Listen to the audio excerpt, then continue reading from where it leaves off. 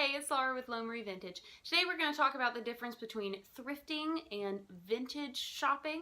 So just because it comes from a thrift store doesn't mean it's vintage, but there's nothing wrong with thrift stores, and a lot of my clothing items are from the thrift store. So I brought a couple examples. This white lace shirt was $1 at the thrift store, and I wear it all the time when I'm running errands and stuff. It's not vintage. It is obviously not vintage. I mean, I think it's circa 2007. Like, it's not vintage, but it's still great.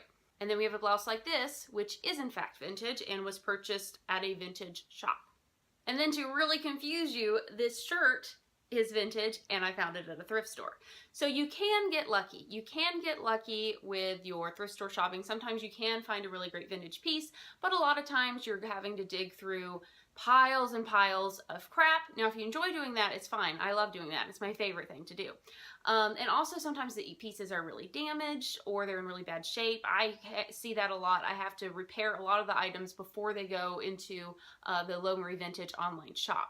But anything can go to a thrift store. And thrift stores are great. A lot of times they support local charities or your community in some way. There's one particular one that I like to donate to just because I kind of like what they stand for, and they do a lot for the youth programs around here or whatever. Anyway, I feel good and I get to get rid of crap that I don't need anymore. Thrift stores do have their place. You can find some really interesting stuff for not that much money, especially if you just want some fast fashion, or if you don't want to invest in a really expensive piece for a trend, a micro trend that's not going to last a long time. I would go to the thrift store and try to find something. Now, vintage pieces you want to invest a little bit more in because generally they're better quality. They've made it this far. Hopefully they can make it a little bit farther.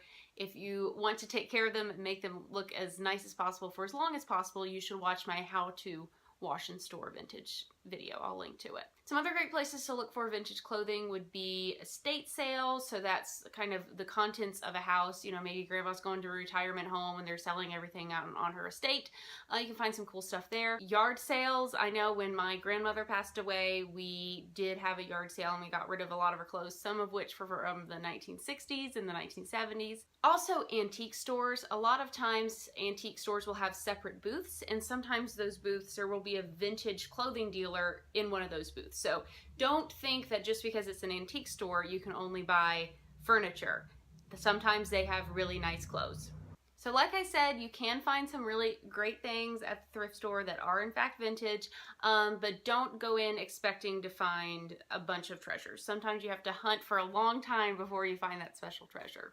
So good luck thrifting. I hope you find some wonderful things on your next adventure to the thrift store. Just know that just because it's at a thrift store doesn't mean it's vintage, and you might be better off going to one of those other places that I mentioned. Subscribe if you enjoy vintage clothing talk. You can also find me on social media. I am at Lone Marie Vintage everywhere.